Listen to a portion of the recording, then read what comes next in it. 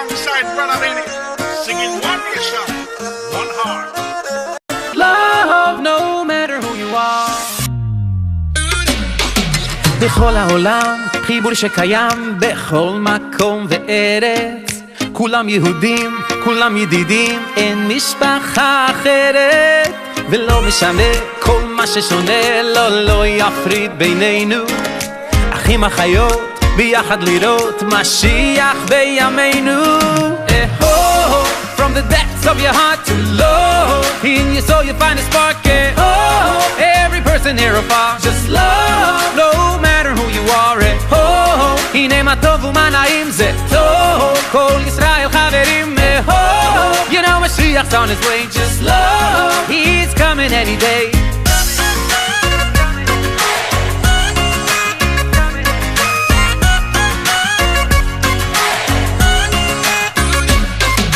Standing apart when we all have one heart. It's true some ways we're different, chosen with love by our Father above. Every one of us is significant. Two Jews, two views, but we never should lose that love for one another. We share the same dream, we're all on the same team. We're all sisters and brothers. From the depths of your heart to low, in your soul you find a spark. Every person here afar, just love, no matter who you are. הנה מה טוב ומה נעים זה טוב, כל ישראל חברים. You know Mashiach's on his way, just love, he's coming any day.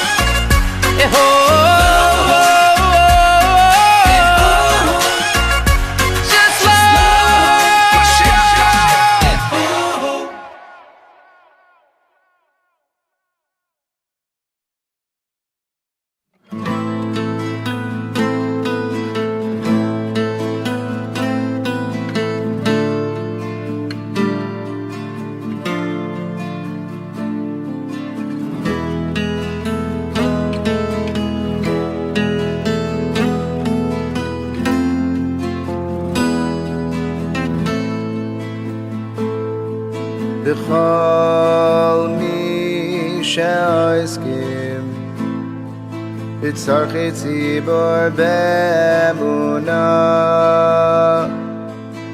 הקדוש ברוך הוא ישלם שכרם. בכל מי שעוסקים בצורכי ציבור באמונה, הקדוש ברוך הוא ישלם שכרם, ויסיר מהם כל מחלה, וירפא לכל גופם, ויסלח לכל עוונם, וישלח ברכה והצלחה בכל מעשה ידיהם, עם כל ישראל אחיהם, ונאמר אמן.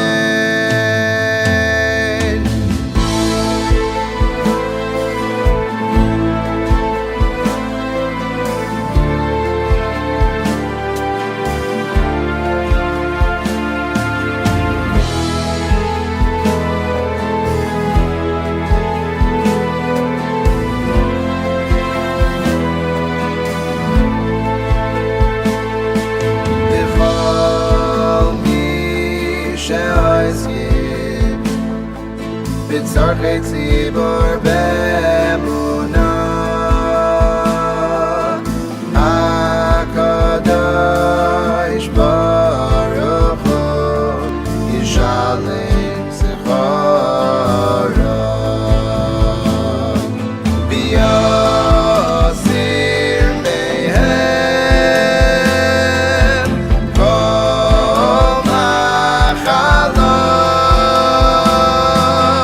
וירפא לכל גופם ויסלח לכל עוונם וישלח ברכה והצלחה בכל מעשה ידיהם עם כל ישראל אחיהם בנועים הרבים.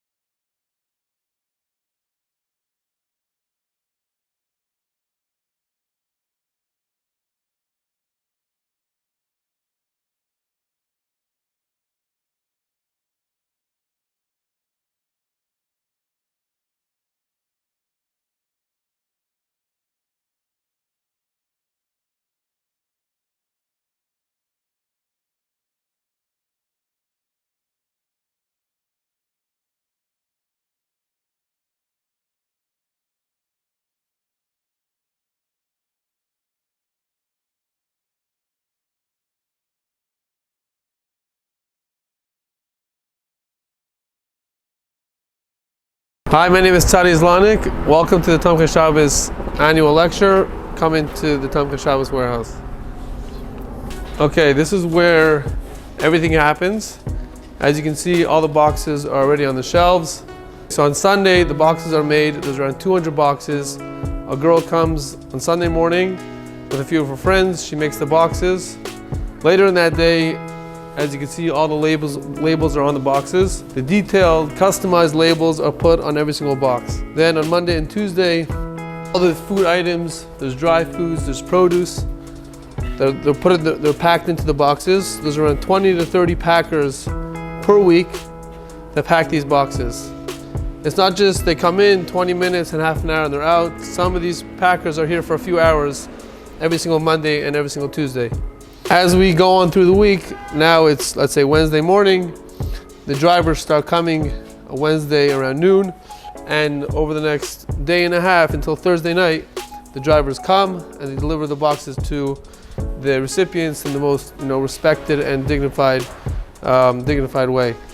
There's around 100 volunteers that are involved in the beginning process till the end.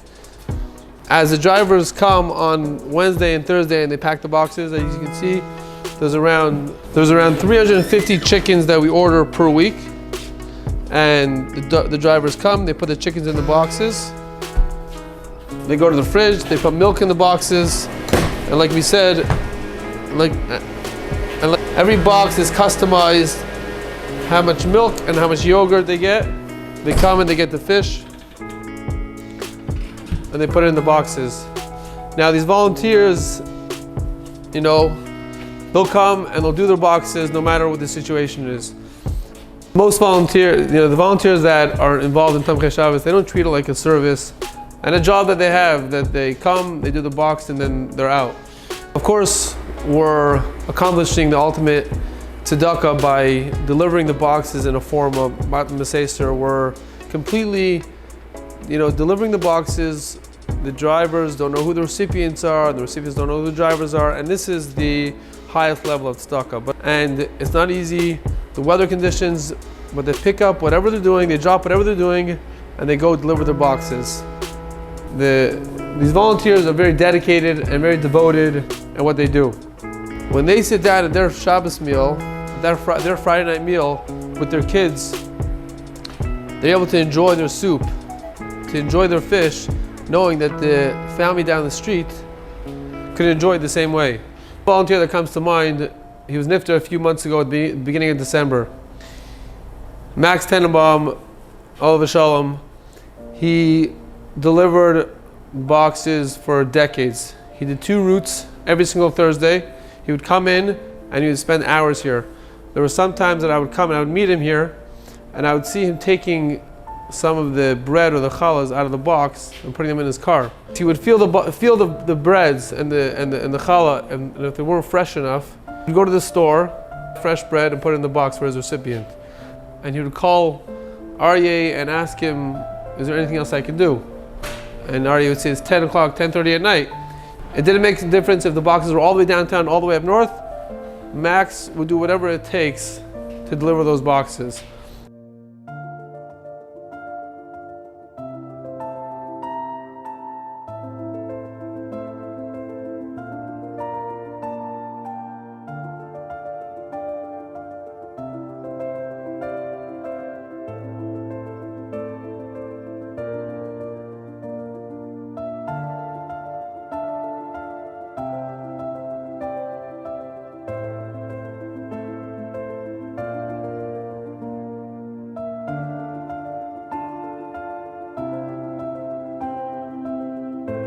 And now I would like to introduce Rabbi Lowy, the Mordasra of our shul. He's been the Rav of our family and our shul for many years. Say tehilim and to introduce Rabbi Fishel Schachter.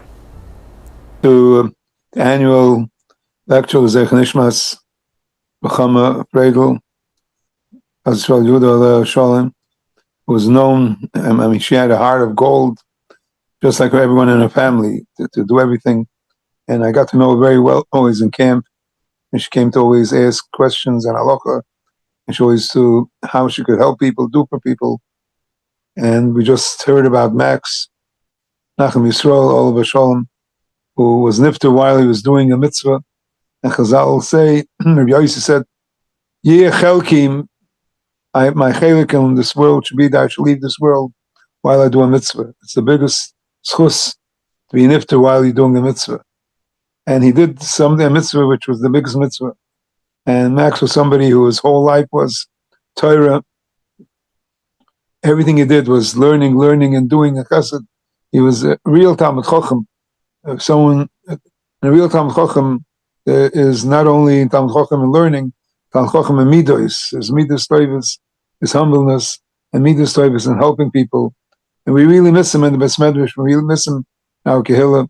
And this lecture is Zech Nishmas him also, and the Rebbeinu should hope that he should be a male tzosher, his choshev wife, was angazon to his children, was choshev Kehillah, his friends in our Kehillah, his best friends in the Kehillah, and she was able to see Chis Amesim b'meir b'yamein. So we can say 2 kapitach Tehillim. First we'll start with Shir Amalos Memamakim. Shir Amalos Memamakim Gasicha Adonai Adonai Shemem V'koili Yenazach Kashuva L'kol Tachanunai Im Avoino Tzishmaya Adonai Miyamai Kim Chaslicha L'man Tevarei Kvisa Adonai Kipsa Nafshu Dvarei Cholti Nafshu Adonai Mishoimrim Laboiker Shoimrim Laboiker Yaches Adonai Nachazad Arvim Haipidus Uivdas Israel L'koil Avoino Isav Askil David Yoisoi Bamaros Vila Koil Adonai Ezra Koil Neskanon Eshbreg Lepan of Sichitz Ros Lepan of Agid Visate Velaruch Vatu Datus Dos Vayach Zoalek Tom Nefakli Abeg Yamin Urei Ve'en Li Makir Abad manas mein ein Deutsch nafshi. Sagt lech Adonai matach machsechal geberet zakayim. Akshiva nasi goyis v'goyis me'oy. Akshiva nasi goyis me'oy. The same right way. Come to me. Yotzim asken afshoy das shmecha. Biach tir tzadikim kisigmoy lo yachenu kol beis Yisrael. Anasunim atzorah b'shuv yoyim den bein b'yom ben v'yavashah. Amokim menachem aleim yotzim atzorah v'cham v'peil l'oira. Meshibut l'gula ashvol zman korev v'noymar amen. We should daven, especially now for the hostages that should all be released, and no soldiers should die anymore. The Milchama should end, and we have to thank the Zlatnik family, Buba and Esti, after they lost such a precious neshama like Ruchama, instead of going and becoming depressed, and they took the courage and the imut alev to use it for good purposes, to start a whole fund on her name, Ruchama Pradel, and every year the money that's given out, and side for Yontif, side for every Shabbos, especially for Pesach, where they buy suits and shoes and everything. They have a store. The people could go in and select the things, and it's her neshama and shemayim is surely shining and shining and shining. If parents do something for their children when they're alive, it's unbelievable what they do for children when they leave this world, and what Buba and Esti and the whole family are doing for her neshama. I could see the stars shining in Shemayim, the kochavim, like stars. One should help the Shishbim Mitzvah Yosher for the whole family, and Mitzvah Yosher for our community. Mitzvah Yosher especially for Eretz Yisrael. We should know the Zlatnik family was so close to everything at Yisrael. Like Esti went to the front lines to help and do things for people, and the Rebbeim should help that we should be zeicher to see that all the Torah send, we should be zeicher to see Tchias HaMesim, the Meir B'Yameinu. We have today a lecturer was V'ato Tedaber, Rosh HaMedaber M'chol Mokem. A lecturer, it's a lecture book, every sort, from young to old. It's a lecture to young children, the lecture, give it Abiyaini, keep it Abiyaini, and give a drosha, and sit down and make jokes with children, and make them happy. Anything in the Hana people. Like as I'll say, those are the people I've kind of Rabbi Fishel Schachter, shlita, who is somebody who so much he does, how many drushes he gives in for Klal Yisrael every day, and it happens to be is also a mechutn of ours. His son married my niece, Baruch Hashem, and he gives every week a drasha and Avram in his Shver Shul, and then in Beis Avram Shul in Flatbush, and every week people run, hundreds of people run to hear his drasha and to his drasha. So it's a big schutz for us to have Rabbi Fishel Schachter speak to us again for Zeich Nishmas, Ruchama Pradel Alei Shalom, and I'm sure anyone who's going to listen, he's such the inspiration you get from him, and Chazak and everything he always speaks. Everyone will be surely inspired. The Bible should help. The inspiration should help Kal Yisrael to be zeicher to all the brachos, everyone what they need, especially the Zlatnik family, especially the family of Tomchei Shabbos. We should zeicher to see together the Tchias HaMesim and Gula v'Meir B'Yameinu. Amen. Shkayach, thank you so much, Kvod Rav, and more than generous introduction. So it's a big schos to be here. So last year we were zeicha to give this year, and you called me again. I remember once someone called me again second year, and I said I must have been good last year if you called me again. He said, no, look at it this way. We'll keep trying until you get it right. So that's how I look at it. Bez Hashem Yisbarach. And I'm going to try it. I don't give lectures. I just talk to myself loud sometimes and inviting you to listen in. So a lot changed in the world since last year. Besides the fact that President Trump wants Canada to become the 51st state, as you know. So I was just thinking about this for a moment. I understand that the Prime Minister of Canada met with King Charles And he said, in regard to President Trump's endeavor or his request or whatever that means, that we have to fight for our freedom. Fight for our freedom. So I was just thinking, and I always had this kasha, maybe someone can help me on this. America, the United States, fought an American Revolution to break free from England, and thousands of people were killed. Now, I'm not a history thing, but the way I understand, Canada never fought a revolution. What are they missing?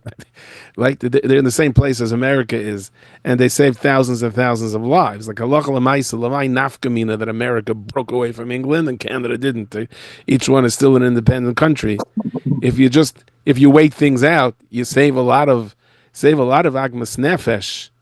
So I was just thinking, so what does Canada lose out because there was no official revolution to break away from England, other than it saved thousands and thousands of lives? So I don't know. King Charles visits Canada, and he gets a lot of kavod. Zelensky visits, Trump, and he gets what this kid that misbehaved got over here and sent out. Like I don't know. Is Queen Elizabeth on $1 on the Canadian? Not sure. So, but it's a lot better than a war. So I was just thinking that as Yidden, we don't look at whose picture is on the bill anyway, right? We look at the number. Yidden are more interested in the number of how many dollars it is than the pictures. They say that the Satmar Rebbe, Zechel Livracha, when he went for his citizen papers, so he had to answer a few basic questions. So the judge asked whose picture is on the $1 bill, and he had his Gabbai Yossel Ashkenazi who was translating. So he said to the Rebbe that he wants to know whose picture is on the $1 bill. So the Rebbe said, tell him I never saw anything less than a 50. So he should try again. Let him ask a different question. So we look at numbers. So I was in Australia once, and which is also never officially broke away from England, right? But they're their own country.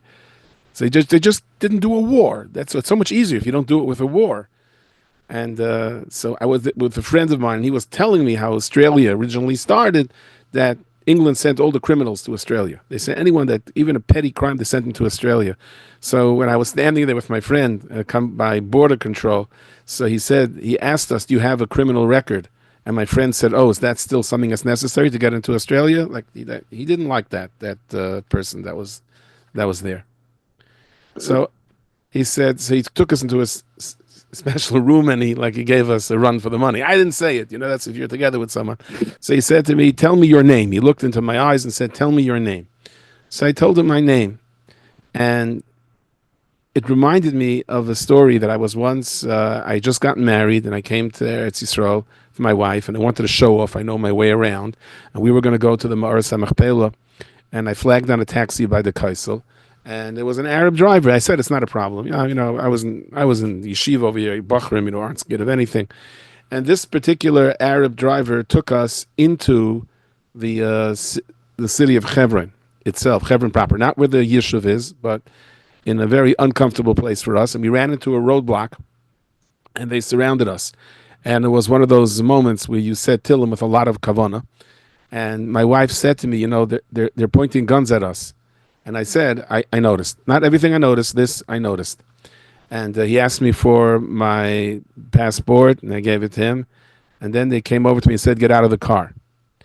And I said, it's amazing how I'm a big pachtan. I'm not this brave person. But during an actual crisis, you have like a siyata d'shmai. There's like the big tsaris in our life where most of our anxiety comes from is before something happens, we're scared of what's going to happen, and the trauma after it happened. It's usually b'shas ma'aseh. If we look for it, Hashem gives us the koyach. And I told him, no. I said, I'm not getting out. I said, I want to speak to your supervisor, your katzin. And my wife said to me, you think you're in the motor vehicle bureau when you want to speak to a supervisor? You realize where you're? I said, and they all said they all started like saying amongst themselves, I don't speak Arabic, but he wants to speak to the katzin. And this guy showed up in a USV, and he came out, and he also had a gun. They all have guns. I think for their bar mitzvah presents, they get like rocket propelled grenades. We give Mishnah Buras, they give guns. And he had a turtleneck shirt, and he walked over to me, and he stared into my face, and he said, what's your name? And I wanted to tell him, you never listened to any of my tapes, you don't know my name, I'll give you 2 pets. What do you mean? That's so embarrassing. Wow. So I said to him, you have my passport. Why are you asking me? You see what my name is. So he said to me, but what's your real name? Now, what happened afterwards, I don't even remember. Back and forth, there were no cell phones. They couldn't call anyone. Back and forth and back and forth. The Arab driver was talking to them. They let us go. I don't remember. My wife said I actually said that I'm warning you, I have an uncle who's the head of the Foreign Relations Committee, some bubba massa like that, whatever it is. When we got to the checkpoint, the first checkpoint of Israeli soldiers, we told them the story. So they said they probably let you go because there was an Arab driver. But they still wanted it that way. But that night I didn't sleep. I can tell you during the actual crisis, I was, whatever's going to be is going to be. Hashem, I'm in your hands. It was almost a kind of menuchas hanefesh, kind of peace of mind. That night, I didn't sleep. I was tossing and turning. And what kept ringing in my head again and again and again is, what's my name? I'm going to come up to Shemaim after 120. It says they ask you your name, and not everyone remembers their name. So what does that mean? What does that mean? What's my name? What is my real name? Who am I? So I remember there was a bakery in Borough Park that would put out, when they closed Friday, like an hour before this man, they put out whatever challahs and cakes in garbage bags, and people came to take it. And I drove by once. It was before this man, and I was curious to see what was in those bags. And I went over, and I opened up one of the bags, and I looked, and I put it down. Baruch Hashem, we had plenty of food in the house, so I was just curious to see what's there. And as I started driving away, someone is driving after me. And he's signaling and beeping, and which is not uncommon in New York, but I thought maybe I scratched his car. I said, that's what I need a half hour before this man. What am I going to do here? And he cuts me off, and it's a frum person. He comes over to me and says, tell me your name, and I will bring you food every Friday. I said, no, I don't need food. I was just curious to see what was in the bags. Tell me your name. You don't have to be embarrassed. I don't mean to embarrass you. So you don't know my name. You're already embarrassing me. I said, please, I was just looking to see what was in the bags. I don't need it. So what does it mean? And I want to try to focus on this. When we say, what is our name? What does it mean? I was in Switzerland before Pesach, and they introduced me by a dinner. And they introduced me in Swiss Dutch. I had no idea what the man was saying. And then I heard my name. I said, I guess that's me. I understood my name. And I went up there and I said, I have no idea what they said about me. It could be they said we got stuck with this boring person, this nudge. Let him finish speaking and get home. Here he is. I have no idea what my introduction was. But I did hear my name. There's going to come a time we're going to get up there after 120 years. And the only thing that's going to count is our name. And sometimes we don't even remember our name. That's why when we say guard our tongue from speaking evil, we're supposed to say a pasuk that begins and ends with the same letters of our name. So, we all know Haman, right? We bang by Haman. Why do we bang by Haman? Want to give the kids a good time? Why? Why do we bang by Haman? So I always thought it was kind of the best defense is a good offense. The kids are going to act up, let them bang. I taught 8th grade. I taught 8th grade for 40 years, Rabbi Say. I got 10 years off for good behavior. And, before Pesach, before Purim, it's always a difficult time. The kids are rowdy and the kids are excited, and they're entitled to be excited. People say, the Mashgiach, when he bangs and he says, Rosh Chodesh Elul, Elul, and even the fish in the water sitter. They say when the Bacher says Rosh Chodesh Adar, that's when the Mashgiach sitters. That's when he starts shivering. That's when the principals start worrying, what's going to be? What's going to happen? So I had this theory. I had this plan from Rosh Chodesh Adar till Purim. I came in, I told the kids, turn the desks around, upside down. And the next day, I had this music planted in the drop ceiling that went off in the middle of class. All the shtick we did Purim, I prearranged. I did it myself. I figured the best defense is a good offense. And once I said to the kids, okay, today we're turning all the desks in the other direction. They said, Rebbe, do we have to? I said, no, if you don't want to, you don't have to. And I just realized what I did. I took them ahead. And we would learn the Megillah. And I said, you can only bang by one Haman. You have to pick which Haman. And they would pick, and they would bang away, and there was this sheer joy. What happens when we bang by Haman? So there's a sefer Medrash Eliyahu from Rabbi Lowy HaKayin Hu Atmari, and Reb Chaim Falagi says the same thing. He says that when we bang by Haman, the Rebbeinu Shem takes Haman out of Gehenna and says, look, you're getting an applause. And he actually feels the bang. It's like it's bizyoinus to him. It zetzes him. And really, it says in the Sfar Mikdash, whenever someone mentions our name, we mention Max's name now, he knows that. He's told in Gan Eden, your name is being mentioned. You're associated with tzedakah. You left this world with tzedakah. Someone's going to mention our name after 120. And that name automatically is going to associate itself with what? It's going to be either they're banging or cheering. And it's a real world. You can give introductions. You can give. They say there was an MC that once called somebody up and he said, "Harav, Hagoin, Hatzadik, so and so, Hakoin." And the man said to the MC, "No." The speaker said, "I'm not a kohen." He said, "That's the only thing that bothers you. All the other things that you're okay with, Hagoin, Hatzadik, just like you're a Hagoin, Hatzadik, you're a kohen. Fine, let me be a kohen." It doesn't work that way. It's the Olam Emes. Rav Palm, I read his Savo once, and he asked by his Levaya that he doesn't want to spade him. He did not want to spade him. And he said because people exaggerate by his pedim, and even though al pi halacha you're allowed to exaggerate, he says, I don't want to go up to Shemayim with a false passport. And I began to think, I guess that means, because Rav Palm was makbid on emes all of his life, but I guess that means we go up with a passport. So what's the passport? What's the passport that we go up to Shemayim with? That's what Rav Palm said. You go up with a passport. So what country is it? The country that we live in? Remember, I asked the Yid once, in European Yid, I said, what country were you born in? He says, you're asking me? I said, I lived in a village on the border. At night it was Slovakia, in the morning it was Hungary, the next night it was Russia, the next morning it was Germany. So what is the passport? It can't be whether it's Canadian or American or what does it mean? What does Rav Palm mean we go up with a passport? So President Trump, Yoram Hoydai, came up with a very good idea. As you know, he's really tough on immigrants. But he came up with an idea called a gold card. I don't know if you've read about this. All you need is a mere $5.5 million, and you can buy yourself into America. That's what he said. You come with a gold card. So they asked him, hello, your whole banner is you're going to wipe out immigration, illegal immigration. Now you're letting people in. He says, if you have $5 million, that's good for America. And I was just thinking, that's Rav Palm's passport. We're going to come up to Shemayim, to 120, and they may or they may not allow us in. And we may not be where we want to be, and all of a sudden some of us will pull out a gold card. It won't be something you can buy with $5 million. You will be able to buy it with the only thing that is a valid currency in Shemayim, and that is the tzedakah that we give down here in this world, and a mindset of tzedakah. That's the only thing that's going to work up there. Nothing else works. I remember when I was in Switzerland, I went into a store to buy a bottle of water. And I had a wad of American $100 bills, and they looked at me and said, "We don't take American money." And I was like, "There's someone in this world that doesn't take American money." The Israelis and the taxi drivers in Yerushalayim are very happy with American money. There was nothing doing. I could not buy a bottle of water, and Baruch Hashem, I had a credit card. Okay, that's international credit cards. So we're going to come up to Shemayim, and all the money in the world is not going to help us. It's a penny of tzedakah that's going to get us in. That's our gold card. Gold card is the care that we have for each other, the thought that we have for each other. So the Gemara says that there's Mar Ukva, who used to go, and he would basically had a Tomchei Shabbos, he and his wife, and they would run. They would put the package down and run away because they didn't want the person to be embarrassed.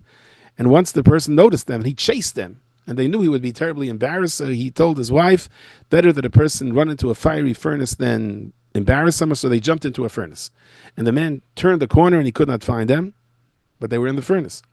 Both miraculously were saved, except that Mar Ukva, the bottom of his feet was a little bit singed, a little bit burnt. His wife came out unscathed. So they told Mar Ukva, it's not that your wife is necessarily greater than you, but her tzedakah is much more powerful than yours, because you give money, generally speaking, and the person has to go buy the money. And she gives the poor person the food. So the hana that he gets is right away.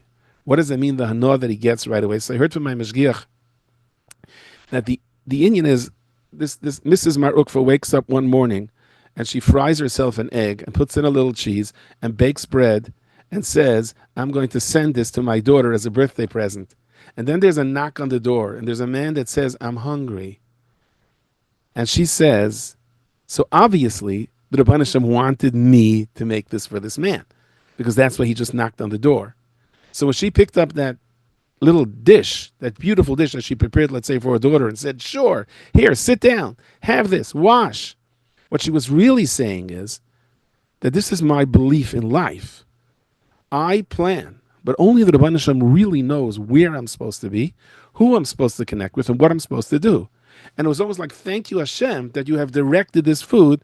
I'll start again for my daughter. And if someone else knocked, she gave it away to that someone else. So basically, she was testifying that on every step that we make in this world, we don't know why we're here. And we don't know what we're supposed to accomplish. We plan for ourselves, and then we say, Hashem, okay, but let me see what life has to offer. There was a Talmud who came to the Baal Shem Tov for Yom Kippur, tried very, very hard. There was a storm the night before. He was almost immersed by the Baal Shem Tov. He came into a barn, and in the barn there were 9 people. They said, "What are you doing here?" He said, "I was just looking for shelter." He says, "Great, this is our shul. We were looking for a minyan. We've been cleaning the barn. Can you stay here Yom Kippur?" He said, "I didn't leave my family for 6 weeks to spend daven Yom Kippur over here in a barn with you guys." Sorry. And he traveled on to the Baal Shem Tov, and the Baal Shem Tov did not look at him the entire Yom Kippur. Did not. He said, "What did I do wrong? What in the world did I do wrong that the Baal Shem Tov is not even looking at me the entire Yom Kippur?" He said, "Maybe when I washed Negelvasser, I missed one finger. Maybe when I don't know, was Mechavan the Shem." And he went over to me and said, "Rebbe, what did I do wrong?" He said, "You let those 9 people alone without a minyan Yom Kippur?" He said, "Rebbe, I left my family to travel to the Rebbe. They don't even have a minyan all year. They're davening in a barn." So the Baal Shem Tov said, "The reason you're here on this world was to daven with those people Yom Kippur." So the man said to the Baal Shem Tov, "May I be so bold as to say, you have Ruach HaKodesh, you know that. How was I supposed to know that?" And the Baal Shem Tov said to him, "What do you need Ruach HaKodesh for? If you were there and they needed you, that means this is why you're down here on this world."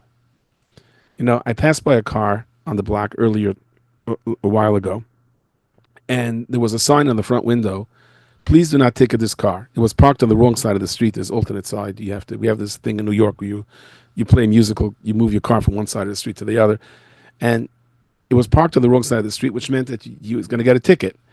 And there was a sign, "Please do not ticket the car. This car does not start." And this is not just a ruse. This car really does not start. Do not ticket this car. And then I just continued walking, and on the back window, there was a sign of the car, "For sale, excellent running condition." So I said, "There's a steer between the front window and the back window. Now, which one is it?" And I said, it's really both. It's really both. We're all full of love, and we're full of a will to give. And if we're alone, if you don't connect with others, and you're not willing to understand, if someone knocks on the door, then give away that cake. And the Rebbeinu Shem says, this is why you're here. If people need you for a minyan, then you're the one that has to be there. Then you get stuck. We can be in excellent running condition, but if we're not together with others, then we get stuck. Reb Moshe was once leaving a meeting. It was a very important meeting, and they were in a rush to a different meeting. There was a little boy davening Shemona Esrei, and he stopped. You're not supposed to walk in front of someone davening. They said, "It's a kid. We'll just pick him up and move him over." No. They said to Reb Moshe, "It's late." He said, "I don't understand you. If there's a wall over here, you want me to walk through a wall?" They didn't see a wall, but Reb Moshe saw a wall. Reb Moshe's wall was the halacha that you don't walk by a little kid. But what was more important than that is Reb Moshe said, it doesn't make a difference. I'm here deciding things for all of Klal Yisrael. There's a little kid that's davening. Hashem put me here. That means my job is to respect this little kid. Somebody asked me, tell the story in Williamsburg, a Chalamoid, from one day to the next. Whatever. It was like a very short notice. I said, fine, I'll do it. Then my kids came to me and said, an hour later, there are signs all over the street that you're telling this story in Williamsburg. I said, how did he get signs up so fast? He said, they're big, nice graphic signs. So I walk outside and I take a look at one of the lampposts, and it says, "The mystery of the haunted dark cave." Rabbi Fishel Schachter said, "What haunted dark? I didn't say anything about a haunted dark cave." So I called this guy up. I said, "You asked me if I could say a story tomorrow, right?" An hour later, there are signs all over the street, "The mystery of the haunted dark cave." What haunted dark cave? What are you talking about? He said, well, I went to the graphics guy, and he said that he doesn't have time to make a new sign. So he just took an old sign that he had, and he just took out that person's name and put in my name. I said, but I didn't say anything about a dark cave. He said, well, you better find a story about a dark cave. And guess what I did? Because it was meant for me to say that story. And a lot of times when things don't go away, the Rav just said such a thing. I was so moved what the Rav said about a family that suffered a tragedy and took that kayach and converted it to bracha for everyone else. There are times in our life we get stuck. And we get stuck, we can slam, our shoes down and say, this is my mazel, I can't take it. Or we can say, Rabbeinu Shalom, so obviously you want something from me, guide me, that I know who to give the cake to. Let me understand that no one gets stuck anywhere. You put me here, then I have a mission here, then let me do it. I was in a camp a couple of years ago for Shabbos in the summer. And Sunday, I was waiting, the daven shachar. So I was sitting by a picnic table outside, relaxing a little bit. And suddenly, I see this kid running with his laundry bag. And he dumps his laundry bag right next to my feet, his dirty laundry. I said, okay, if you're trying to give me a message, just say it, And a few minutes later, another kid comes and he dumps his laundry bag right next to my feet. And a few minutes later, another kid comes and he dumps his laundry bag right next to my feet. And in front of the next kid, I says, wait, what is going on here? They said, well, it's before the 9 days, and this is where we're supposed to put our laundry, and a truck comes to pick it up. I said, shoot. At least I thought it was something against me. They were trying to give me a message. And this van pulls up, and two Mexican gentlemen get out. So it's before President Trump, sent them back. And they open up the back of their van. They pile all the laundry bags into the truck, and obviously they're taking it into town to wash it. Then they come over to me and they say, "Boss, you sign?" I said, "No, I'm not the boss, and I'm not signing." "No, boss, you sign?" "No, I'm not signing." "Find the manager." "I'm not. There's no easy sign." I said, "No, it's easy to sign, but I'm not signing a paper that's not mine." So they turn around, they start leaving, and I see this kid running out of his bunk, and he's running with a laundry bag, and he's screaming at me, "Stop the truck, stop the truck." And I'm saying, how am I supposed to stop the truck? And this kid bursts into tears, and in his frustration, he turns over his laundry bag, dumps the contents of his laundry bag into the wet grass, throws himself on the floor, and he's tossing, and he starts a Chazaras Ashir on all the things that went wrong in his life from nursery. How the nursery teacher had it out for him, his mother has it out for him, his sister has it out for him, his brother has it out for him. Nothing ever goes his way. He's being bullied. The kids are chapping him. He's going on and on and on. I felt so bad for this kid. I said to him, "You know what? I'm going to ask the head counselor permission, and if he gives me permission, I'll drive you into town." And he said, "No, it's too late. His laundry's on the floor in the wet grass, and people are stepping on it." Well, of course, you spread it out on the wet grass. Of course, people are going to step on it. And it wasn't help. He was just lost in the entire world is out to get him. The whole world caved in on him. And meanwhile, the truck comes back, and they get out, and they come to me, and they say, "Sign." Apparently, they came back, and their boss said, "No, you have to get a signature." So I said, again, "I'm not signing." I said, "There's the manager. Go find him. Let him sign." So they go to the manager, and I'm telling the kid, "The truck is here. The truck is here. Put your stuff into the truck." He says, "No, it's spread out all over the grass, and everyone hates him, and his Rebbe hates him, and his teacher hates him, and the counselor hates him." And I said, "Put the stuff in the truck." He couldn't. He was so stuck in his thing. And all of a sudden, I see this kid coming out of a bunk, and he's like walking with his laundry bag as if nothing happened, and he's watching, he's not even rushing, He's studying the birds and the squirrels, and he's like, and he comes over, and he says, "The truck was here already?" I said, "It was here. It came back." And he opens up the back door of the truck as if he owns it. And all the bags, of course, come tumbling out. And the two Mexicans come back and they say to him, "What'd you do? What'd you do? We're not taking your bag." And he plops his bag down. He goes, "We're not taking your bag." He goes, "You know which one is mine?" They said, "No." He says, "Bye." And he runs off. And they have no choice. They put all the bags into the truck. And I just said to this kid later, I said to him, "What were you thinking?" Because I don't know, he lost my watch, the kids were playing around with him, he said his kid hid his laundry in the back, and he's laughing and he's smiling. He's basically saying the same story as the first kid did. And that other kid that's laying in the grass over there, I hope he's not there. It's very cold in winter. I hope he's still not there anymore. And I was just thinking to myself, it's the story of our lives. There's going to come a time we're going to miss the truck. And there's going to come a time if we wanted to look into our lives and say, yes, I can go, I can have a scorecard now, and I can go all the way back and think about all the things that are miserable in my life, and I just fall apart. And someone else just, okay, miss the truck, go weiter. So what does it depend on? What is it connected to? So Haman said to Achashverosh, "Yeshnei am echad, mefuzar mefayrid bein amim." There are people, they don't have passports. They don't belong to a nation. They wander from one nation to the other.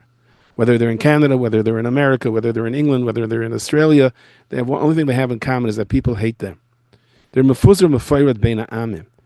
You need not fear them. They're stuck. And Esther's response to that was, says the Kotzkel, "Lech k'noises kol Yehudim." That the Yidden have to say to ourselves, we have a passport. And the passport says Yid. Yes, we're loyal to the country that we are, derech eretz, and so on and so on, and law-abiding, dina machisadina. But lech k'noises kol Yehudim. We know who we are, and we know why we're here. We're here for a purpose. We're here for tzedakah. What happens is, as the Maral explains, when it's k'noises kol Yehudim, and we're thinking about each other, and we care for each other, and especially those of you that are zoifet to be under such a rav that's a gadol b'Torah, when the gedolim and klal Yisrael, and you're part of a shul, I told you before I taught 8th grade many, many years. And a lot of times people ask me, who was matzliach with their kids, who not? And of course, those that married rich families were matzliach. And I don't mean that. I mean to say, who was matzliach, who was not? I have this sense that those that davened in a shul with a rav, and the kids went to say Good Shabbos to the rav before they went home Friday night, that those are different kinds of kids. And you ask a kid, where do you daven? Where does your father daven? I don't know. When it rains, we daven here. I daven here. My father davens there. You know, it doesn't go. Just to be part of a kehillah, to be under the same roof as a kehillah that cares for each other, that does for each other. That is the opposite of Haman's mefuzar mefayrad beina amim. You become a lech kenois as kol hayehudim. You know, I don't do often when I record. I don't do it in studios. I actually do a lot of recording in this room. It's my office in a cheder, and it's not very quiet in the cheder. I mean, now it's in the after. But it doesn't work for me in a studio. I need to be in a cheder. I need to chaperone when it's quiet. Okay, there's 10 minutes of quiet now. The kids aren't supposed to go to the bathroom yet. And the first 10 minutes, now let me record something. That's the way I work. If I have a whole day to do something, I don't get it done. But somebody wanted me to do a story about some Yidden that were Meisenevish themselves in Siberia. So I said, okay, you know what? Shushan Purim, there's no school, it's quiet. I'll record the story then. And I sit down to record the story, and all of a sudden I hear bang, bang, and I run outside. And there's a bunch of Russian plumbers, happen to be Russians, that were redoing the bathroom. And I called the manager, I said, come on, got to do it today. He says, well, obviously today's to do it when the kids aren't here, right? And I sat there, and I was really feeling bad for myself. There's no way I could record with them. And then I said, no, practice what you preach. And I'm saying to myself, wait a second. I have to record a story about Yidden in a Siberian prison camp. Whoa, this is perfect. I opened the door, and you heard them screaming and yelling at each other in Russian and the banging. And I said that the sound effects were perfect. Someone asked me later, which sound effect program do you use? I said, it's called Ashgacha Pratis. I don't have a sound effect program. Ask Rabbi Kiva was helping me with a Zoom, how many times I botched until I was able to, he was hearing me, and me and computers don't go together. I said, but just look into your life and see. You're not getting stuck. But the Rebbeinu Shalom is connecting us to where we have to connect to. That's Lech Kenoises Kol HaYehudim. And when the puzzle is complete, we become the kid not that's laying on the ground, but the kid that gets up. I want to share a story with you. It's a little bit of a Canadian story, but not Toronto. It's when I was teaching, one day I get a call from someone, and he says to me, can you speak by a dinner tonight? I said, speak by a dinner tonight. No one calls a speaker for a dinner tonight, okay? So obviously, I am your second choice. He said, it's not true, you're my fifth choice. I had 4 people I tried already, they said no. I said, okay, so where's the dinner? And he told me it's for a mice. I said, okay, great, but where is the dinner? He said, so you'll come? I said, okay, I'll come. I'm available tonight. I'll fine, even though I'm your fifth choice, I'll come, fine. And he said to me, okay, so he gives me an address. I never heard of this address. I said, where is it? He tells me it's in Montreal. I said, you didn't tell me it was in Montreal. He said, you said you're going to come and you didn't say B'li Neder. I was like, oh, come on, don't do that to me. I said, I don't know how to tell you this, but I work for a living. He said, no. You can take a flight at 5 o'clock. Dinner's at 7.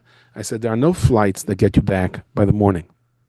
He told me that we'll have a driver drive you through the night.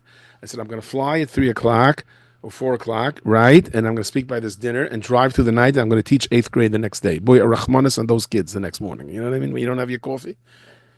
But I already told him yes. And I came back and I told my wife, I may be late tonight. I'm going to Montreal. She said she's used to it already. And I said, he told me, I'm going to send you a limousine. This is what he said. I'm going to send you a limousine. I said, what are you sending me a limousine for? Just send me a car service. He said, no, I have a friend that has a limousine. It'll be for free. Car service will cost me money. So I told the kids in my class, I said, listen, I'm going out of the country. And the kids were so excited. They said, Rebbe, when are you going to be back? I said, tomorrow morning. They said, they were not very happy about that. Okay. And sure enough, at 3 o'clock, when I finished teaching, this limousine shows up. And I got in, and all the kids were standing around, and they were singing Yom Melech. It was a good feeling, it was good. My imagination gets. And as we're going, I met this guy on the corner, a friend of mine, old friend of mine. I said to the driver, pick him up, just pick him up. And he gets in, he looks around, he looks at this car, this big stretch limo, and he says, this is yours? I said, yeah. He goes, what do you do? I said, I'm a Rebbe. Why? Oh, I don't know, just why. Anyway, we get to the airport.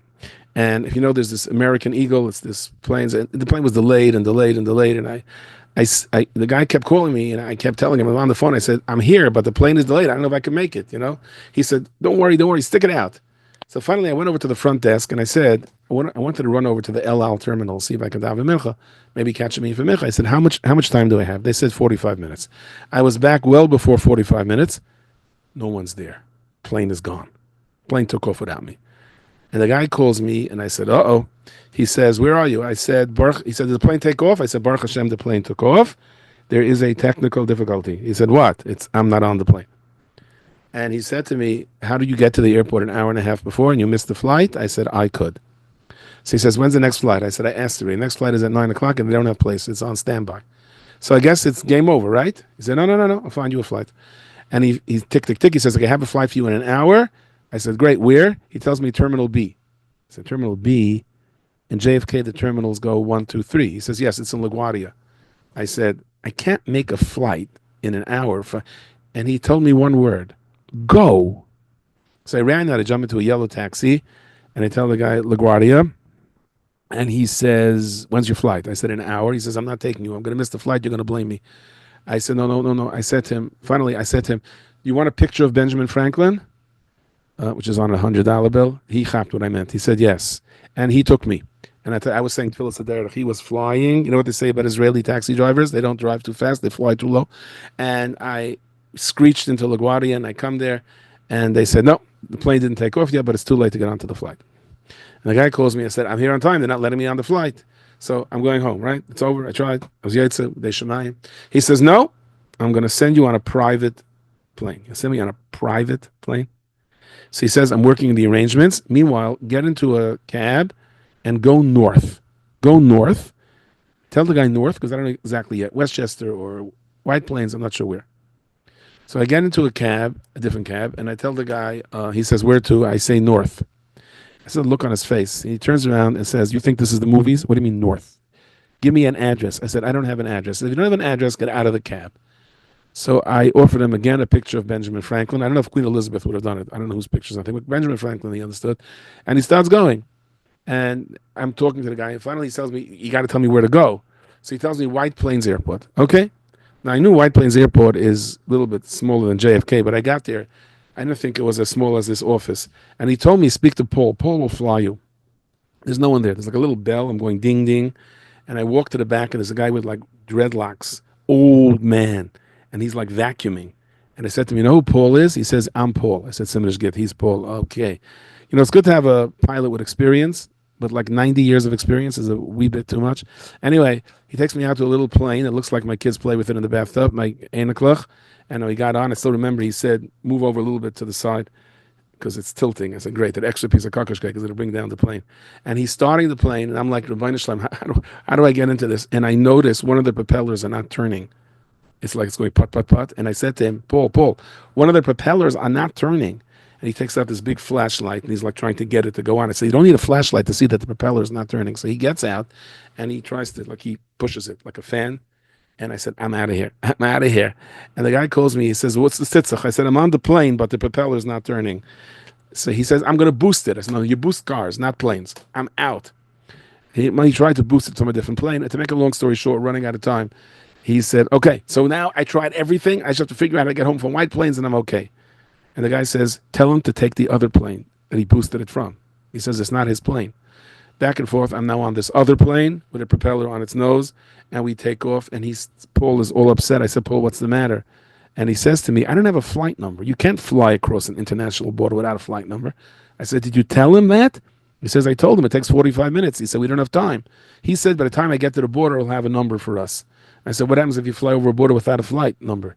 He says, I don't know, they shoot you down. I said, oh, I thought it was something serious. Okay. And we wind up coming into Montreal. And to make a long story short, we wind up landing, and he tells me, you know, customs is not ready for you. You're not going to make the dinner. I said, shkoyach for your chizuk. We wind up landing. They tell him where to land on the radio, and there's a police car there, and they get right into the police car. They drive me straight to the dinner, and I think 7 minutes after I landed, I was by the dinner. Everybody was laughing, and I said, you see, you don't believe my stories. I'm telling you, it happens. And on the way back, I went to by car the entire night. Remember when we got to the American border, and I gave my passport, and the man asked me, he said, can I ask you something? I said, yeah. He said, how can you come into America if you never left America? I said, uh-oh. I said, I think it was a special arrangement. Anyway, the next morning, I called this person that was arranging everything. And I said to him, "What gave you the push to keep going? Like, it didn't make any sense. You just went to the next thing, one disappointment, the next thing, one." So he told me that he grew up with a silver spoon in his mouth. Everything in the world was his. And he got married, the first girl that he met, and his wife was expecting right away, and they had twins. And the doctor came in and said, "I need to talk to you." And we sat down, and he said, "I want to tell you your children are special children." We said, "Of course our children are special." And then he explained to them what it means. And he told them they may have to be institutionalized and so on. And he says to me, "I never had anything in my life that didn't go my way. I thought I was dying." And I called my Rebbe that I was very close with, and this is what he told me. He told me two things. He said, "I know you. You're not worried about right now. You can handle the right now. You're thinking the Yetzer Hara is saying it happened to me because I did this Avera and that Avera. You're thinking about the future. What am I going to tell my parents? What am I going to do about the Shalom Zacher? How am I going to do Shidduchim?" Live now. Live now. And the second thing I'm telling you is, you are going to take this crisis and you're going to use it for others. You're going to build a yeshiva. You're going to make a school. You're going to use it. I know you. Just live with the moment. Forget about what went wrong in your life. What does Hashem want me to do now? And he said, "I've learned in my life, when something goes wrong, it's no one's fault. Next. This doesn't work. Next. Well, you'll be here. You won't be here. It's not up to me for you to be here. It's up for me to make sure that I tried." And this is the difference between simcha in life and the lack. Are we going to be that kid in the laundry still wandering, and we don't even see the truck when it comes back? Or are we going to be the kid that's going to say, "Hey, I'm going to keep moving"?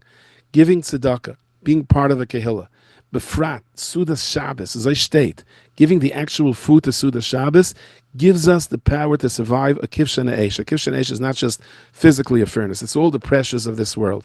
And ashreichem, that you're part of this wonderful kehillah, that you're part of this Tomchei Shabbos, and you're all joining together, because you will all have be'ez Hashem Yisbarach passports to be proud of. Thank you very much, everybody.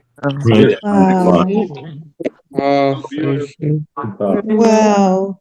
Total wow. Wow. Thank you. He didn't even finish one story before he started another story. He's right, he literally didn't finish.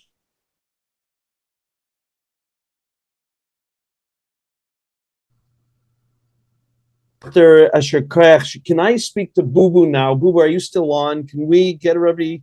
Where's Boo? Right here, right? Yeah, Boo, there you are. You're unmuted. You want to give Asher Koyach to Rabbi Schachter, please? I can do it myself. I don't. Yeah, I just have to unmute. That's need everybody to hear. I will phone him myself, like I did last year. Okay, very good. But I'm going to hear on a public forum, Rabbi Schachter Shekayach, I'm ready to sign for a three-peat already, because three-peat is a sports euphemism for 3 years in a row.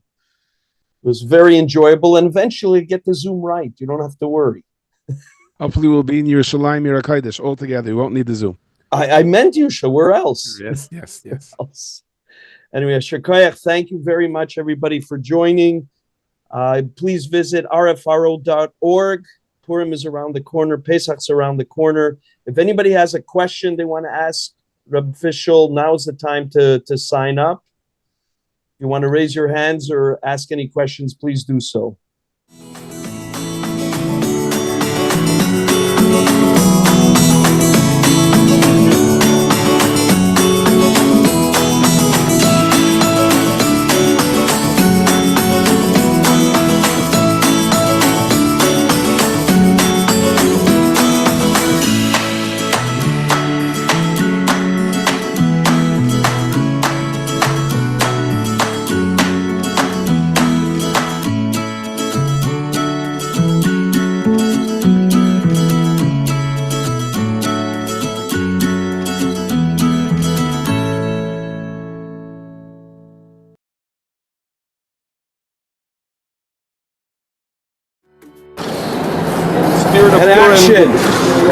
Hi, my name is Tzadi Zlanik. Welcome to Tomchei Shabbos. No, let's start again. Okay, take two. Hi. You know what I love most about Tomchei Shabbos? It's the fact that it brings the community together. You know what I love most about Tomchei Shabbos? It's the fact that it's not just a 1 week, 1 day. Go. All set.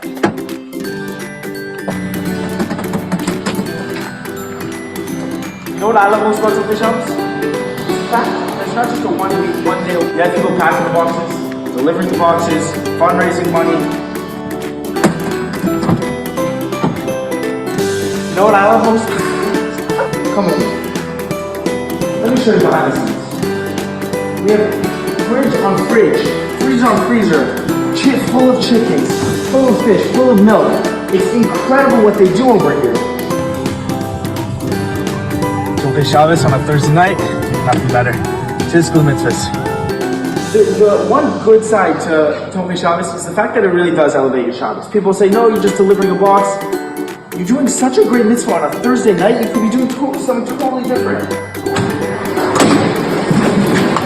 This is the milk fridge. Because so many people got milk this week. This is the fridge that was meant for chicken. But it's empty because we gave so many people chicken. What do you love most about Tomchei Shabbos? For me, Tomchei Shabbos isn't just dropping off a box. It's an experience. The experience that there's people... This is a ladder for so many of the volunteers to help grab supplies from the top shelf and bring them into the box. These are fresh boxes ready to be cooked, good supply for Shabbos. These are empty boxes that were used for supplies for Shabbos.